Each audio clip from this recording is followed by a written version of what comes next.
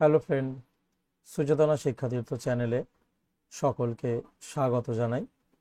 আজকের ক্লাসে আমরা আলোচনা করব philosophy 6 sem general DSE B by A paper নিয়ে, যার নাম applied ethics and philosophy of religion. এর 2021 সালে যে সমস্ত এমসিকিউগুলো এসেছিল পরীক্ষাতে, আমরা আজ সেই এমসিকিউগুলোর সমাধান করে নেব। তো চলো দেখে নেওয়া যাক আমরা কিভাবে এই 2021 সালের পেপারটার সমাধান করি। তো দেখো, প্রথম যে প্রশ্ন ছিল, নীতিবিদ্যা কোন ধরনের বিজ্ঞান?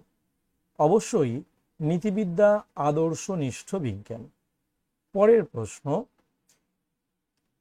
ইউথেনেসিয়া এর জনপ্রিয় নাম কি? এর জনপ্রিয় নাম হলো কৃপা হত্যা। তারপরে, পরিবেশের অন্তর্গত বিভিন্ন জীবের মধ্যে পারস্পরিক নির্ভরতা সম্পর্কে গবেষণাকে কি বলে? বাস্তু সংস্থান। তারপরে, দারিদ্র্যকে কিভাবে ব্যক্ত করা হয়?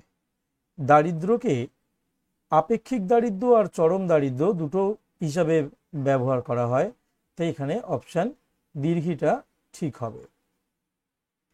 পরেরটা, দুর্খেইম কত রকম আত্মহত্যার কথা বলেছেন? দুর্খেইম 4 প্রকার আত্মহত্যার কথা বলেছেন। এরপরে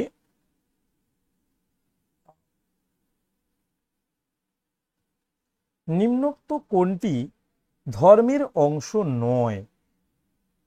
এটা কথোপকথন হবে। তারপরে চলে যাচ্ছি, ঈশ্বর হলেন সমাজের শক্তির প্রতীক, এটি কে বলেছেন? এটি দুর্খেইমের মত। ঈশ্বর হলেন সমাজের শক্তির প্রতীক, এটা দুর্খেইম বলেছেন। তারপরে, টমাস অ্যাকুইন্স কোন ঈশ্বরের অস্তিত্ব সাধক যুক্তির সঙ্গে সম্পর্কিত? এটা হবে আদি কারণ বিষয়ক। তারপরেরটা, the future of an illusion এ গ্রন্থের লেখককে? Sigmund Freud. তারপরে, কোন ভারতীয় দর্শনে স্বভাববাদ বা যদৃচ্ছবাদের দৃষ্টিভঙ্গির সাহায্যে জগতের ব্যাখ্যা দেওয়া হয়েছে, ঈশ্বরের ভূমিকা দিয়ে নয়? এটা হবে চারবাক দর্শন। চারবাক দর্শনে যদৃচ্ছবাদ স্বীকৃত। তারপরে, ধর্ম হলো মানব মনের এক বিকার বা অসুস্থতা, মনোরোগ বিশেষ। কার উক্তি? এটা হবে ফ্রয়েডের উক্তি, সিগমুন্ড ফ্রয়েড। এরপরে, পরিবেশের প্রতি সৌজন্য বোধ দেখাতে কোন ধারণা প্রয়োজনীয়? এক্ষেত্রে পরিবেশকে পরকীয় মূল্য দেওয়া। এই গেল তোমাদের 2021 সালের এমসিকিউ এর সমাধান। এখন আমরা দেখে নেব এর বাকি যে প্রশ্নগুলো ছিল, অর্থাৎ মান 5 ও মান 15 যে প্রশ্নগুলো ছিল সেগুলো কেমন। চলো দেখো, এরপরে এইগুলো ছিল মান 5-এর প্রশ্ন। ব্যবহারিক নীতিবিদ্যার স্বরূপ, উদাহরণসহ সক্রিয় নিষ্ক্রিয় কিভাবে হত্যার পার্থক্য, আত্মহত্যার বিপক্ষে দুটি যুক্তি,